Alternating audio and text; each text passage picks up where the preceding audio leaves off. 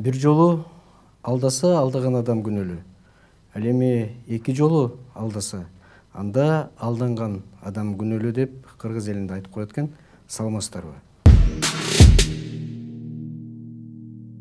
Бүгүнкү көрсөтүүбүздүн коногу президенттикке талапкер Улукбек Кочкоров мырза болмокчу. Саламатсызбы, Улук мырза? Саламатсыздар. Жогоруда айтылган сөздү кандай карайсыз? Өңүтүн түшүндүңүз болуш керек. Өзү кыргызда айтылган макал лакаптар, учкул сөздөр баары эле таамай айтылган да, жашоодон алынып айтылгандай. Азыр ошол качан бир убакытта айтылган сөз ушу бүгүнкү заманыбызга дагы мына шайлоого, биздин Кыргызстандын элинин жашоо абалына дагы туура келип турат десем болот. Себеби 25-26 жылдан бери биз эл бир уч саясатчылардын шайлоо болгон сайын ар кандай убадаларына ишенип эле шайлап келебиз. Бирок шайлоодон үмүтүбүз акталбай эле баягы эле абалда келатабыз да. Ошондуктан мен ойлойм, бул аябай мындай таамай айтылган сөз. Биз эки жолу алдандык десек болот да, себеби биз эки жолу как бы революция кылып, төңкөрүш кылып, эки жолу тең бир жакшы жашоого үмүт кылганыбыз менен сиз айткандай эч кандай бир көзгө көрүнүктүү өзгөрүү болбой атат да. Эми жана дагы бир жакшы сөз бар. Жакшы сөз жарым ырыс депчи. Биз баарын жаман дей бергенде дагы мүмкүн туура эместир. Бир аз жакшы жагыбыз ушул быйыл мына Кудай буюрса 5 күн калды. Шайлоо өткөзөбүз деп турабыз. Кандай болбосун конституция жолу менен закондуу түрдө эч кандай төңкөрүшү жок шайлоого баратабыз да. Бул да биз үчүн бир аз жетишкендик болушу мүмкүн. Бирок ошол шайлоо канчалык деңгээлде таза болуп атат? Канчалык деңгээлде туура жүрүп атат? Канчалык деңгээлде мындай ачык, айкын болуп атат? Сиз катышуучу катары эмнени байкадыңыз? Себеби сиз буга чейин депутатта болуп жүргөнсүз, анан депутаттык шайлоого, парламенттик шайлоого катышкансыз. Азыр жерлерде колдоочулар менен жолугуп жүрөсүз. Эмнени байкадыңыз дейм да? Биз акыркы ушул Кыргызстанда шайлоо процесстерин жөнгө салган мыйзамдарга өзгөртүүлөрдү киргизүү менен мындан кийин Кыргызстанда, кыргыз саясатында же бийлигинде жалаң гана акчалуулар болот деген нормаларды киргизгенбиз да. Акыркы ушул өзгөртүүлөргө ылайык шайлоо фондуңду каалашыңча акча менен толтуруп, каалашыңча сатып ал деген нормалар кирип калды.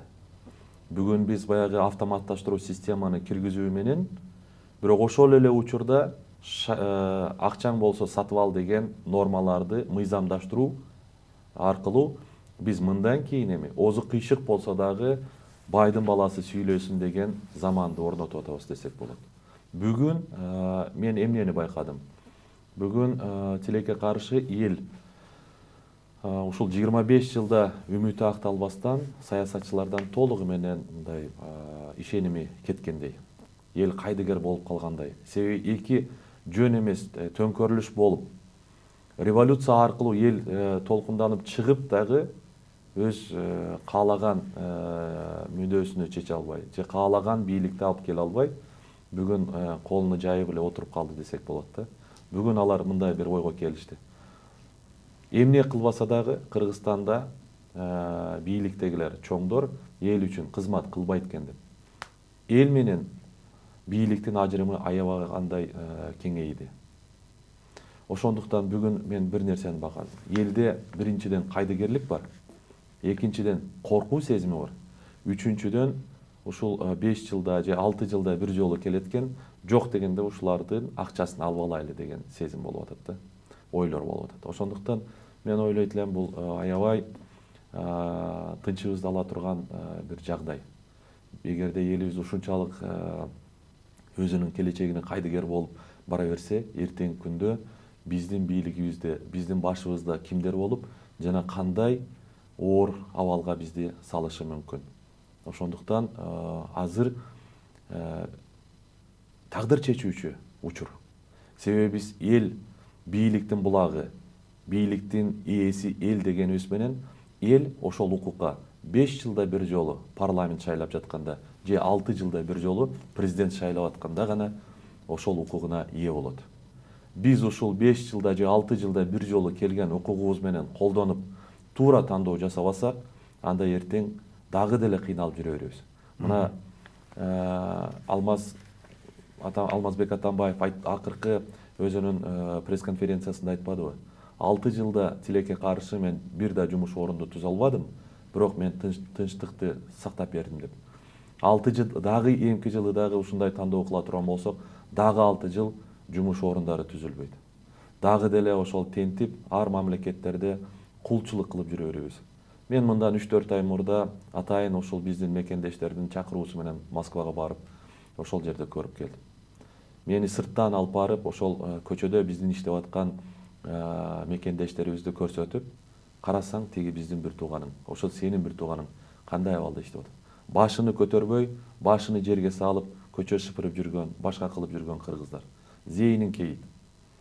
Биз ушул үчүн ушу шайлоолорго барып, ушундай адамдарды шайлап атабызбы? Сыртта ушундай кулчулук кылып жүрүү үчүн. Мен ойлойт элем, бүгүн эгерде туура тандоо жасасак, анда эртең биздин эл, биздин уул кыздар, биздин мекендештер сыртта башыны жерге салып, кулчулук кылып жүрбөстөн, башыны бийик көтөрүп, саякаттап жүргөн эл болот. Жумушчу орундар түзүлөт, өнүгүү болот, биздин социалдык объектилер курулат. Тилекке каршы биз 2000 сомго сатып ийгендигибиздин айыбынан биз ушул көргүлүктү көрүп келе жатабыз. Мына мен бир нерсени айтып коюшум керек. 1 сентябрда өзүм окуп бүттүргөн мектепке барып катыштым. 50-дөй 60-дай ата эне балдарын жетелеп алат, нары бери чуркап жүрүшөт. Булар эмне чуркап жүрүшөт десе, директор мага айтып атат. Орун жок. Мектепке киргизейин десе орун жок деп. Албайсыңарбы десек, 55тен байкеси отурат ар бир класста. Биз ошол мектепте, ошол класстарда 25 баладан окубадык беле. Бүгүн 55тен окуп атат. Мен өзүм балам быйыл 1-класска мектепке барды. Мектепке 1-класска орношуу 20 000 сом. Кээ бир мектептерде 70 000 сомго чейин чыгып атат. Биз ушул үчүн шайлоого барып, ушундай адамдарды шайлап келебизби? Ошондуктан төрөткө төлөйбүз. Бала бакчага төлөйбүз. Орношуу үчүн. Мектепке төлөйбүз. Айтор кайсы жака барбасаң төлөйсүң. Эгерде ушул 2000 сомду алып шайлай турган болсоң, же 5000 сомго шайлай турган болсоң, дагы 6 жыл. Ооруканага барса дагы төлөйсүң. Мектепке дагы төлөйсүң. Балдарың 50дөн эмес, эми 60-дан 70-тен окуйт эми мындан кийин. Ошондуктан азыр тагдыр чечүүчү учур дейсиз. 5 жылда же 6 жылда бир жолу ушул укук сага берилет. Ушул укугу менен туура колдонуп кал мекендешим демекчимин. Улук мырза, сиздин өткөнкү жумада улуттук телевидениядан жанагы биринчи президенттикке талапкерлердин биринчи дебатында деп коелук, жолугушуусунда ошол жолугушуудан кийин сизге карата бир топ мындай жакшы симпатиялар айтылганын угуп жүрөбүз да. Бул бала аябай мыкты бала экен, таза бала экен, бирок биз бул баланы көп тааныбайт экенбиз деп. Мен билгенден биз көп эле сүйлөшөбүз, сиз экөөбүз. Мен билгенден сиздин ар бир мындай позиция боюнча мамлекетти кантип өстүрүү, өнүктүрүү, ар бир жанагы жаралып аткан көйгөйлөрдөн чыгуунун жолдору боюнча өзүңүздүн мындай пикириңиз бар да, планыңыз бар, программаңыз бар. Сизге эмне тоскоол болуп атат мындай бир элге чыгып таануулууга? Себеби азыр көп эле мындай эки адам бириккен жерде азыр шайлоо жөнүндө сөз болуп атат, президенттикке талапкерлер жөнүндө сөз болуп атат. Анан фаворит деген ушундай бир сөздөр бар да. Жакшы бала экен, бирок тааныбайбыз. Эмне тоскоол? Эмне тоскоол? Мен бир нерсени айтып коюшум керек да. Мен парламентте 5 жыл отурдум.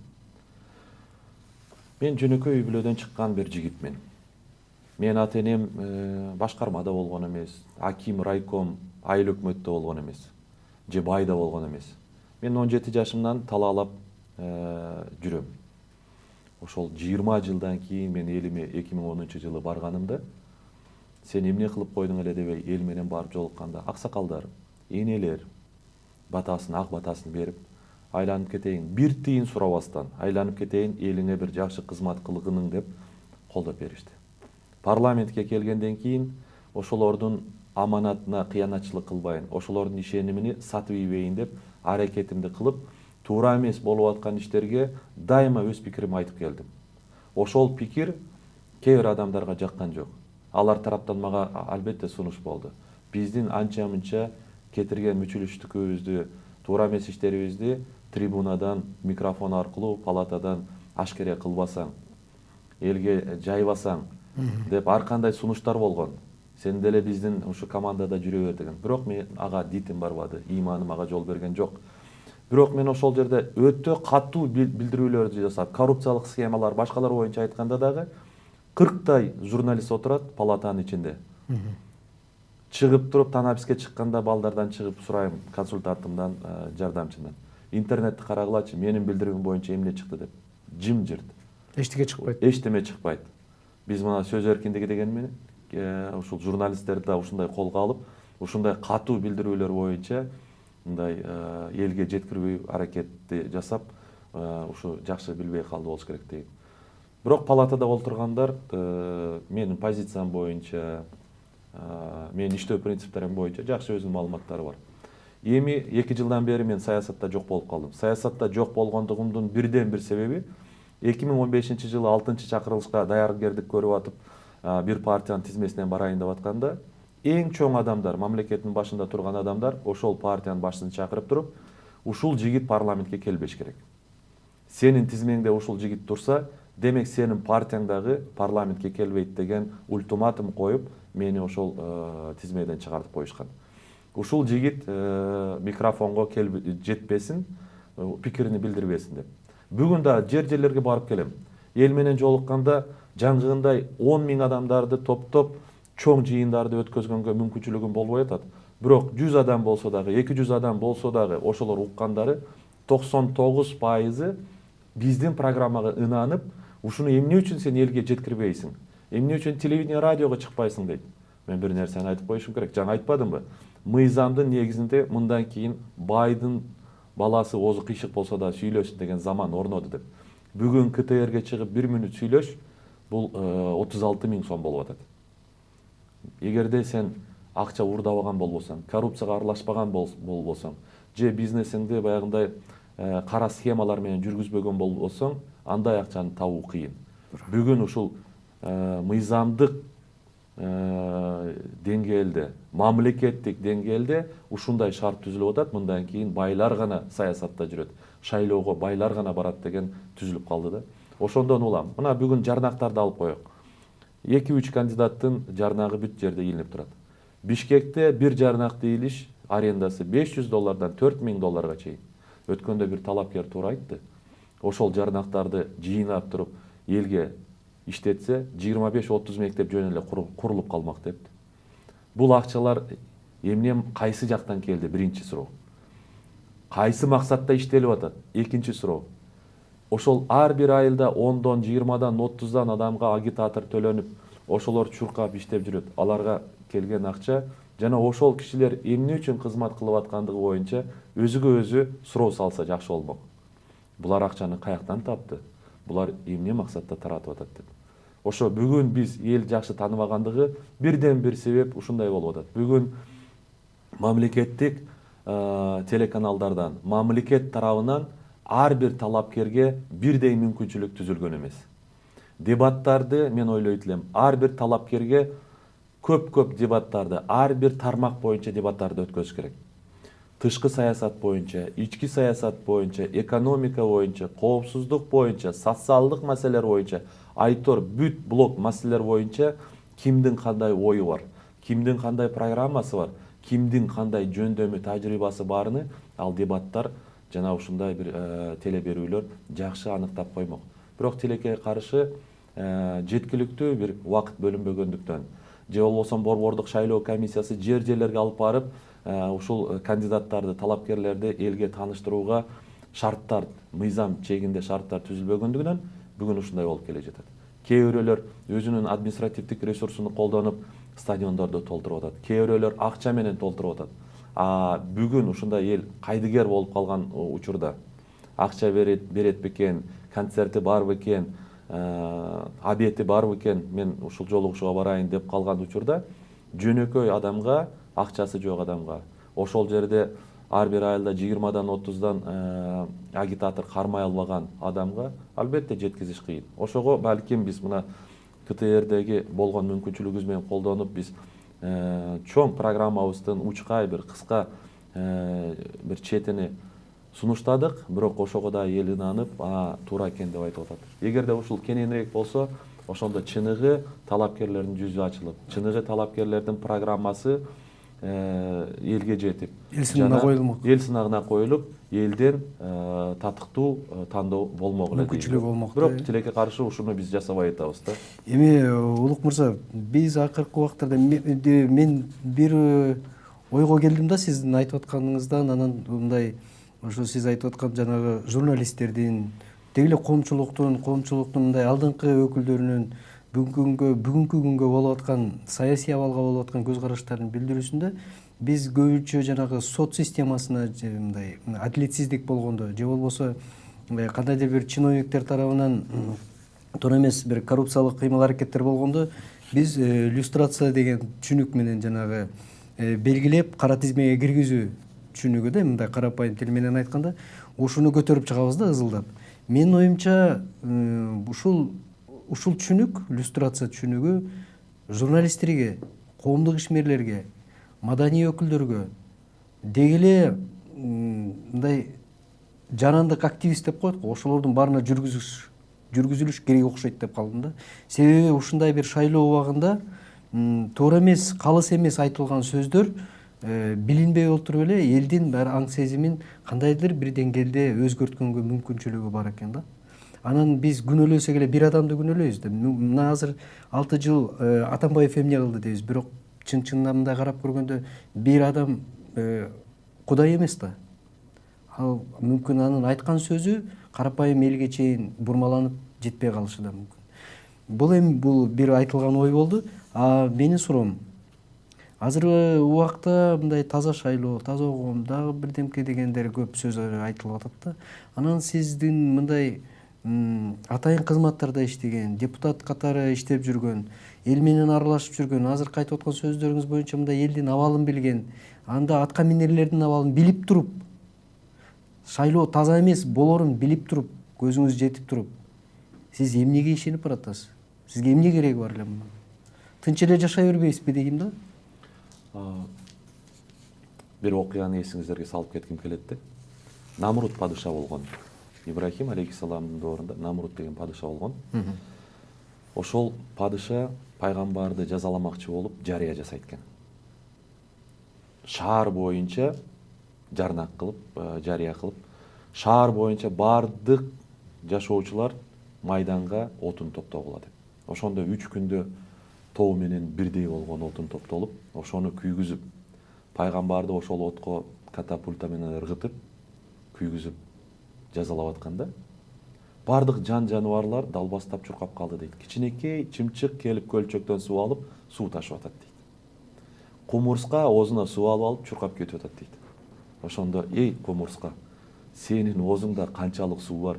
Ушундай чоң өрт өчмөк беле нары турбайсыңбы десе, кумурска айтып атат дейт. Мен билем дейт. Менин оозумдагы суудан мындай чоң өрт өчпөйт. Бирок мен дагы башка нерсени билем. Эртең акырет болот.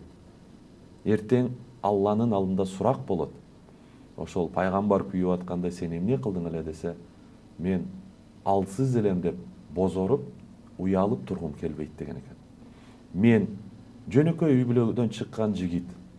Алла Таалам ошол мен 17 жашымда чыгып кетип талаалап жүрүп, 20 жылдан кийин элиме барганда сен эмне кылып койдуң эле дебестен батаасыны берип, аксакалдар, энелерибиз айланып кетейин, садаган кетейин, элиңе кызмат кылгын, таза кызмат кылгын деп бир тыйын акча сурабастан мени колдоп шайлоого алып келсе, мен парламентке келип, ошол жерде карапайым элдин акысы тонолуп атканын, байлыгы, мамлекеттин байлыгы тонолуп атканын көрүп, бир ууч адамдар ошол жетим жесирлердин акысыны, карапайым элдин, кары картаң акысын жеп атканын көрүп туруп, унчукпай отурганга менин иманым жол берген жок.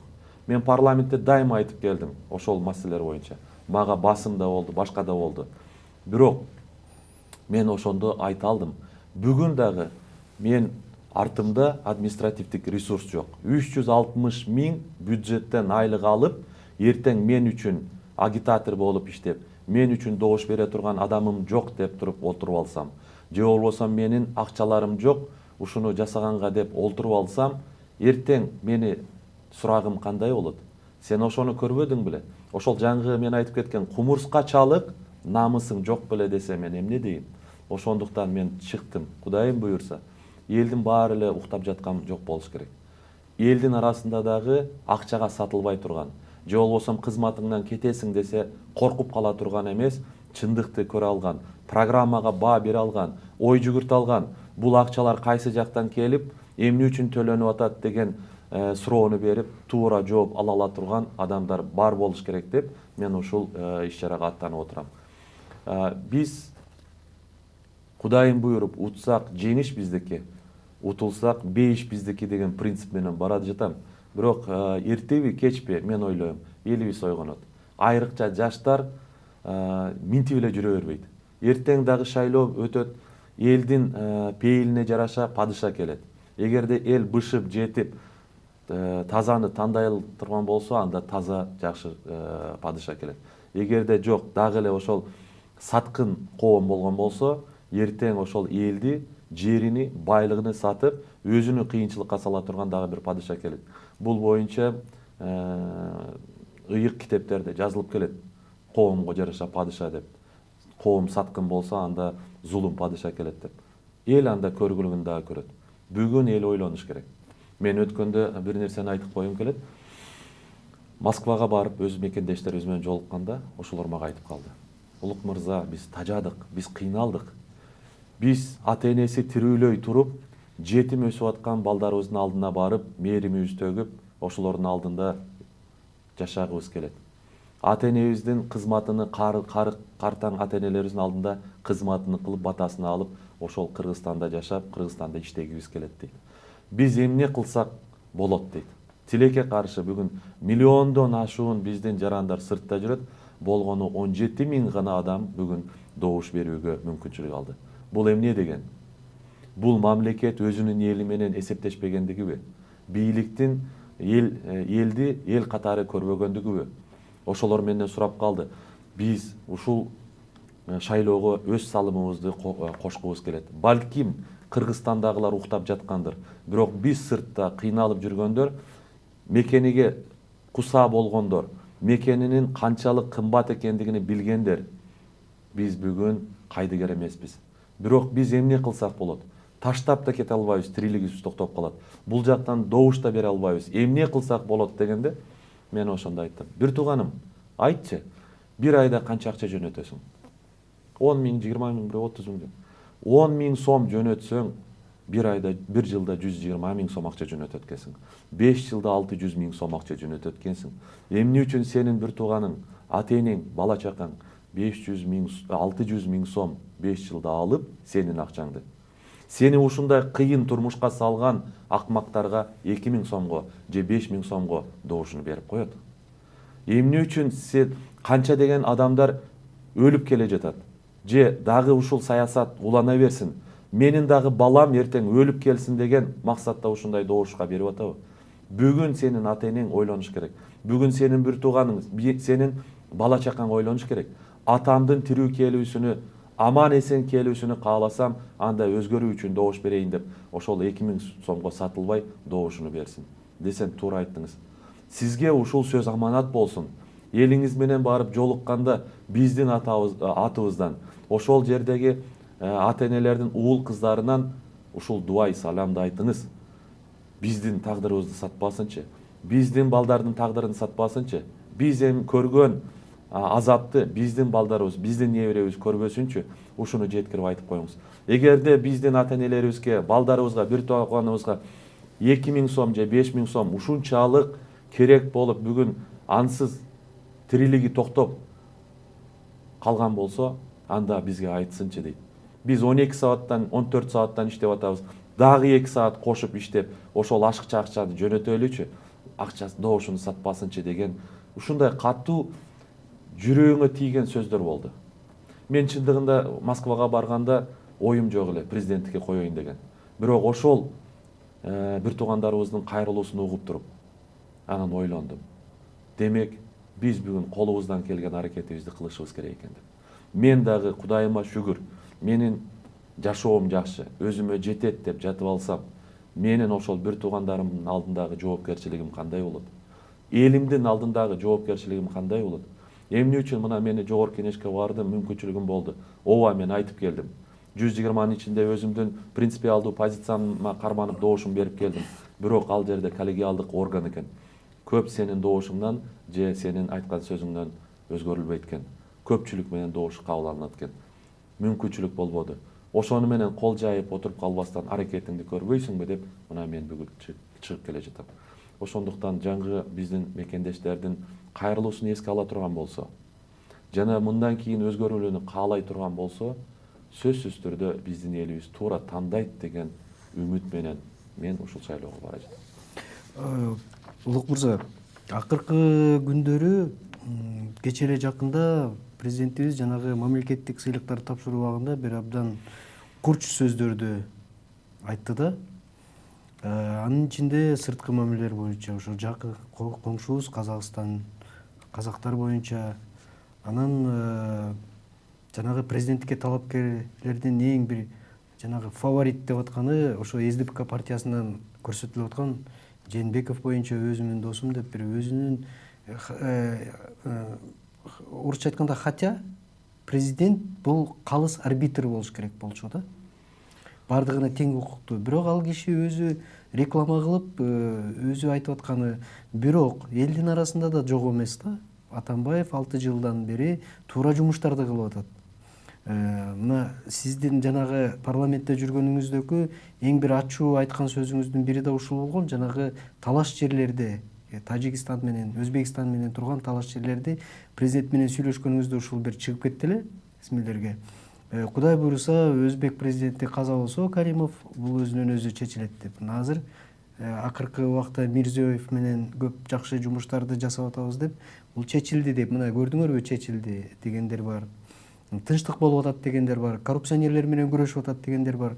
Бирок ошол эле убакта президенттик өзүнүн ордун билбей, мындай үгүт иштери менен аралашып кетип атканы, же болбосо саясий бир дипломатиялык мындай сый сыпатты кармабай ачуу сөздөрдүн айтылып атканына сиздин көз карашыңыз кандай?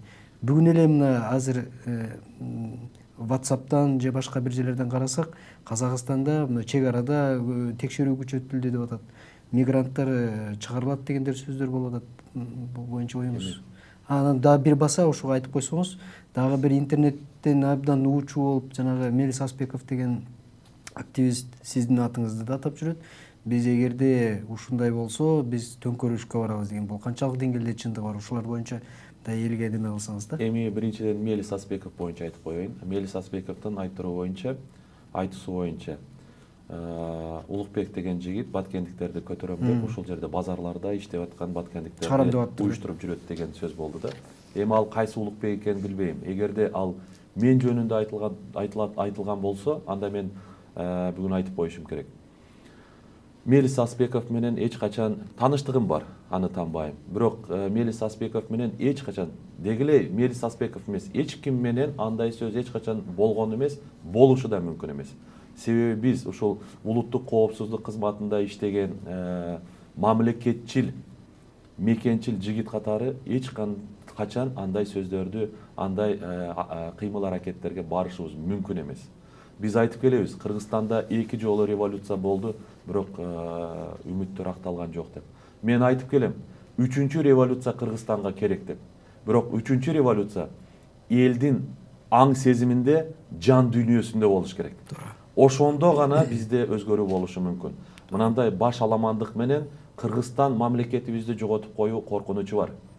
Бүгүн Сирия же Украина болуп калат деген, кимде болбойт деген кепилдик бар.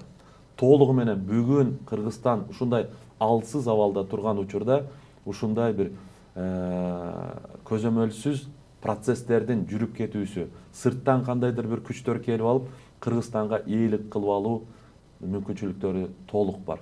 Ошондуктан мекенчил уулу катары, патриот бир жигит катары эч качан биз андайга жол бербейбиз. андай чакырыктар бизден чыгышы да мүмкүн эмес. Жана мындай иштерге биз башыбыз менен сайылып каршы турабыз. Экинчи, кайсы бир мамлекеттин башка мамлекет боюнча ички социалдык маселелери боюнча айтканы өзү деги эч бир этикага дагы эч бир мындай моралдык жагынан да башка жагынан да туура келбейт. Айланайын, сен өзүңдүн элиңди карап алчы.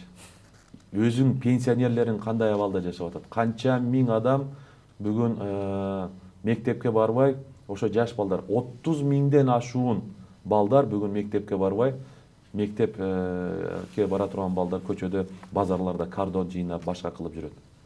Канча деген адамдар бүгүн кредитке батып, кыйналып жүрөт. 600 миң кредит алуучудан 114 миң насыя алуучу бүгүн үй мал мүлкүнү тартырып, үйсүз көчөдө жүрөт. Биз эмне кылабыз башка мамлекетти? Башка мамлекеттердин бизнесмендерине тийишип эмне кылабыз, силер уктап жатасыңар депчи, иштебейсиңерби деп. Өзүбүздүн бизнесмендерди ойготпойлубу? Өзүбүздүн элге шарт түзбөйлүбү? Өзүбүздүн пенсионерлердин алган пенсиясын көтөрүп албайлыбы? Өзүбүздүн адамдарга жумуш ордуну түзүп албайлыбы? Эмне кылабыз биз бирөөгө сын тартып? Өзүң башыңдагы өзүнүн башындагы төөдү көрбөй, бирөөнүн башындагы чөптү көрөт деген неме болбой. Эмне кылабыз? Анан мунун экинчи жагы сиз туура айттыңыз. Мунун сөзсүз түрдө биздин сыртта жүргөн бүгүн кыйналып, өз насибини сырттан издеп жүргөн адамдарга залакасы тиет да. Тийбей койбойт бул маселе. Мына жөнөкөй элге мунун зыяны тийип атат. Ошондуктан мындай билдирүү жасаганда аябай мындай ойлонуп жасаш керек. Эгерде кандайдыр бир мамлекет тарабынан, мамлекеттин жарандары тарабынан ушул процесске кийгилишүү бир процесстери жүрүп аткан болсо, сенин атайын бир кандай кызматтарыңдын билдирүүсү болсо, аны дипломатиялык жол менен, башка жол менен ошол мамилелерге бир мындай зыян тийгизбегендей кылып билдирүү жолдору бар да. Эмне үчүн биз ошо мындай ойлонбостон бир сөздөрдү айтабыз? Мунун сөзсүз түрдө элге, анан эки мамлекеттин ортосундагы мамилеге кедергисин тийгизет. Бул бизге мындай жакшылык алып келбейт деп айтам да. Ошондуктан бул мындай билдирүүдү кылууда өтө бир кылдат мамиле жасап, ушундайларга барбасак. Экинчиси, анан ушу кайсы бир мамлекеттердин биздин болуп аткан процесстерге аралашуусу боюнча да айтып коеюн. Биздин кээ бир ушул мамлекет башына келем дегендер өзүнүн кул мүнөздүгүнөн сырттан колдоо издеп жүрүшөт. Колдоо издегенин. Бул бүгүн ошолорго барып колдоо издегендер эртең ошолордун айтканы менен, буйртмасы менен жүрө турган адамдар. Ал Кыргыздын улуттук коопсуздугуну камсыз кыла турган адамдар эмес. Кыргызстанды өнүктүрүп өстүрө турган адамдар эмес. Эртең ошол бир уч олигархтардын же башка бир мамлекеттердин көрсөтмөсү менен иштей турган адамдар. Эл дагы буга тараза болот болуш керек. Эл дагы өзү туура жыйынтык жасап алат болуш керек. Эми Улук мырза, биз азыр көп нерсени сүйлөшсөк болот, бирок баары бир жанагы Кыргызда жакшы сөз бар, сууну сиңген жерге айт депчи. Буга чейин да көп сөздөрдү айтканбыз, көп сүйлөшүүлөрдү жүргүзгөнбүз. Бирок жыйынтык мына бүгүн эмнени көрүп атабыз, ошону алып атабыз. Эми 5 күн калды шайлоого. 5 күндөн кийин сиз айткандай биз дагы бир 6 жылдык келечегибизди тандайбыз, жолубузду тандайбыз. Эмнеге биз татыктуу болсок, ошондой жашоону өзүбүзгө буйруйбуз да. Бул шайлоо жолу менен тандалуучу жол болуп турат. Сиздин оюңузча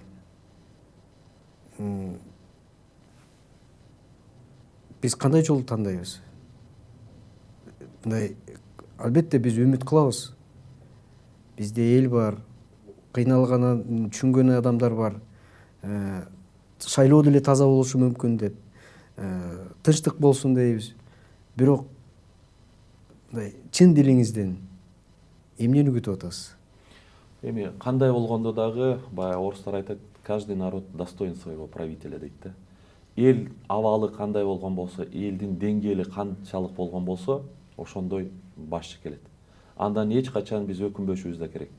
Биз бүгүн ошол 2000 болобу, айтор 10 000 сомго болобу добушуну саткан эл эртең ошолордон бирдемени талап кылганга укугу жок деп айтам да.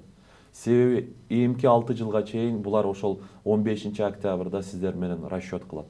Сиз добушуңузду бересиз, ал акчаны берет. сиз акчаны неме кыл добушуңузга өзүңүздүн баягы милдеттемеңизди аткардыңыз, ал акчаны берип сиздин алдыңыздагы милдеттемени аткарды.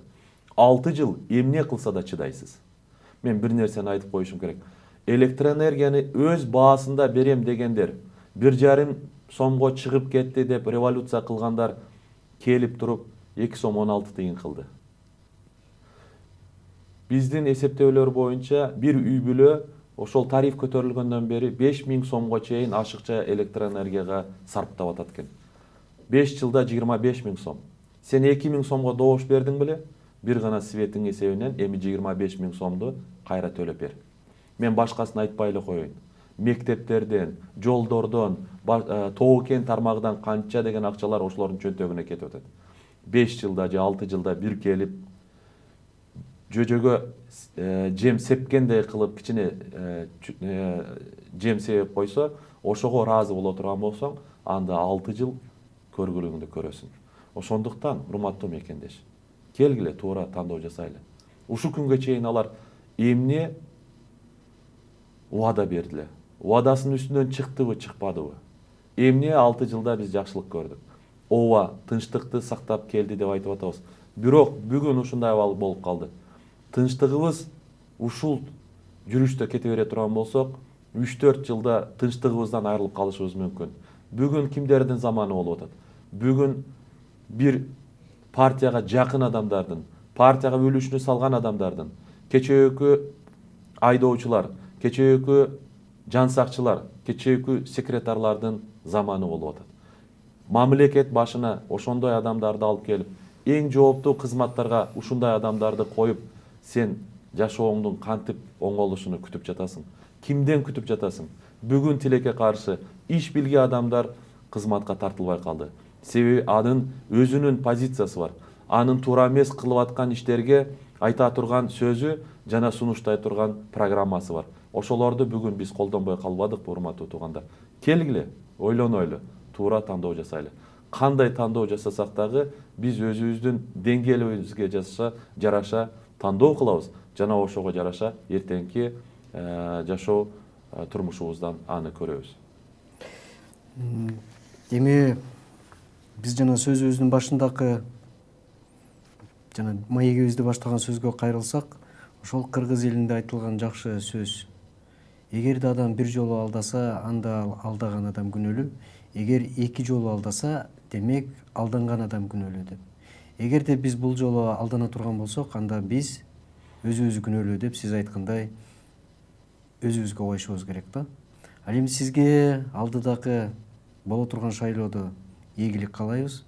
Менимче Кудайдын көзү түз болуп, элибиз чыныгы мүмкүнчүлүгүн колдонсо, бул бир жакшы шарт. Эгерде колдонбосо, анда бул дагы алдыдагы келечектеги кайгы. Сизге ийгиликтер болсун, Улук мырза, келип оюңузду биз менен ачык айкын бөлүшкөнүңүзгө ыраазычылык билдиребиз. Бул сүйлөшкөнүбүз акыркы болбойт деп ойлоп, бүгүнкү берүүбүздү жыйынтыктасак. Рахмат, сиздерде да ийгилик болсун.